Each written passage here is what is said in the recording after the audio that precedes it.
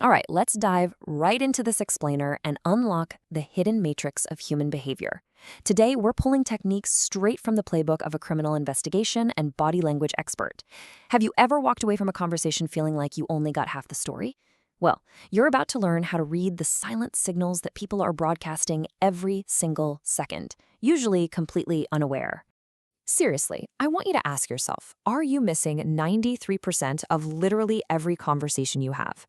Just imagine going through life totally oblivious to the vast majority of what people are actually communicating to you.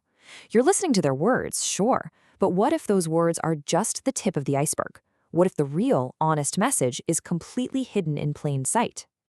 Here is the crazy part. A staggering 93% of our communication is entirely nonverbal. According to the expert analysis we're breaking down today, 55% of communication comes directly from our body language. That's your posture, your micro movements, your facial expressions.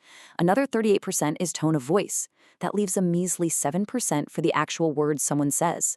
Think about that. If you're only listening to the words, you are essentially flying blind. So here is our roadmap for the masterclass today. 1. Hack your chemistry. 2. Power dynamics. 3. The interrogation room. And 4. Unconscious tells. Let's get to it. Starting with Section 1, Hack your chemistry. It all begins with mastering your own biology. The absolute foundation of reading human behavior actually starts with yourself. You can't effectively observe or influence anyone else if your own biological signals are working against you, right? The fastest way to rewrite your brain chemistry is the 2-minute rule. By taking a high power pose, think standing with your hands on your hips like a superhero or leaning back like a boss with your feet on the desk, for just 2 minutes, you drastically alter your internal hormones. Your testosterone, which is the confidence and leadership hormone, spikes by 20%. Meanwhile, your cortisol, your stress hormone, plummets by 25%.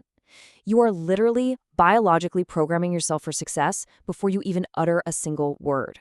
But the reverse is also absolutely true. In fact, take a second to notice how you're sitting right now. Are your shoulders hunched? Are you looking down at a screen? The danger of slumping is incredibly real. Shrinking your body physically decreases your testosterone by 10% and bumps up your cortisol by 10%. By doing that, you're putting your body into a negative emotional loop. You are silently programming yourself for anxiety and submissiveness, and you probably didn't even realize it. Moving on to Section 2. Power dynamics. Let's talk about the handshake. It's wild, but we establish dominance or receptiveness within the very first second of meeting someone. The crucial point here is simply the angle of the palm. When someone goes in for a handshake and their palm is facing slightly downward, they're projecting a dominant mentality. They're subconsciously signaling a total desire to control the interaction. Now, contrast that with a palm-up handshake. If someone offers their hand with the palm slightly exposed upward, it indicates an open, receptive, and accepting mentality. By just observing this one tiny detail, you instantly know if the person needs to have their ego stroked or if they're already primed and ready to accept your ideas. Okay, Section 3, the interrogation room. This is how you spot a liar. We all want to know how to spot a liar, right? Well, we are taking high-stakes criminal interrogation tactics and applying them to everyday life. But first, we absolutely have to bust the Hollywood myth of the single tell. There is no magic twitch that automatically proves someone is lying. Step 1 for any expert is always to find the baseline. You have to ask them normal, relaxed questions first to see how they behave when they're actually telling the truth. How do they sit? How much do they blink? Once you have that baseline established, you move to Step 2 and ask highly detailed questions. Then, in Step 3, you watch for cognitive load. Lying takes immense brain power, and when the brain works that hard, the body just starts leaking clues. One of the most revealing clues you can look for is eye direction. If you ask someone to recall a detailed memory, like a specific timeline of a recent trip, watch exactly where their eyes dart. For a lot of people, looking up and to their left indicates they're accessing the visual memory center of the brain. They are recalling a true, actual memory.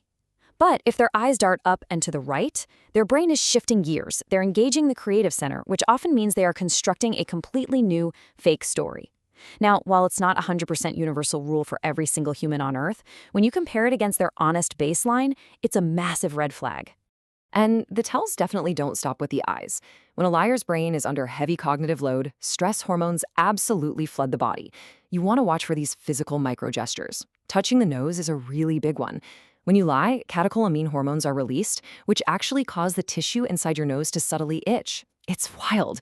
Rubbing the ears or suddenly shifting the shoulders upward are just self-soothing gestures to deal with that internal stress. And verbally, listen for over-explaining.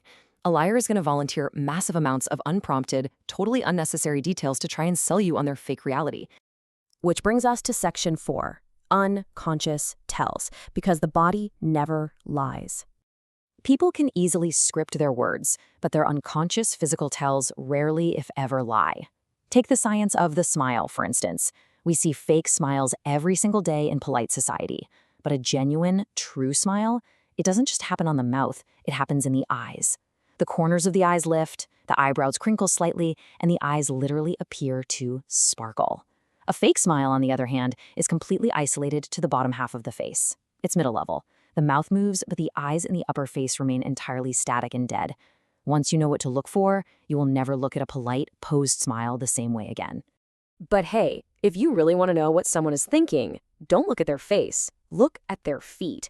The expert source we're looking at reveals this surprising fact. Feet are often the most honest body part. Why? Because we focus so much mental energy on controlling our facial expressions that we completely forget about our lower half. Basically, your feet are snitching on you. If someone's face is smiling right at you, but one of their feet is pointed directly toward the door, that conversation is over in their mind. They're subconsciously preparing to escape the room. On the positive side of things, we have mirroring.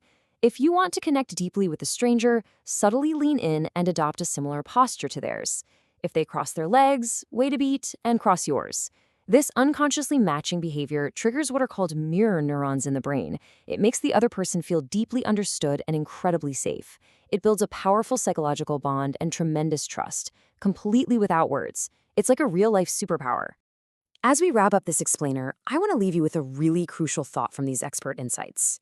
It is incredibly tempting to take this whole detective's toolkit and walk around constantly judging everyone, trying to be a walking human lie detector. But the true power of understanding human behavior isn't about catching people out. It's about empathy. It's about recognizing when someone is stressed, understanding their unspoken needs, and using these insights to build stronger, far more positive connections. So I'm going to leave you with this. The next time someone is talking to you, will you just be listening to their 7%, or will you finally start hearing the whole story?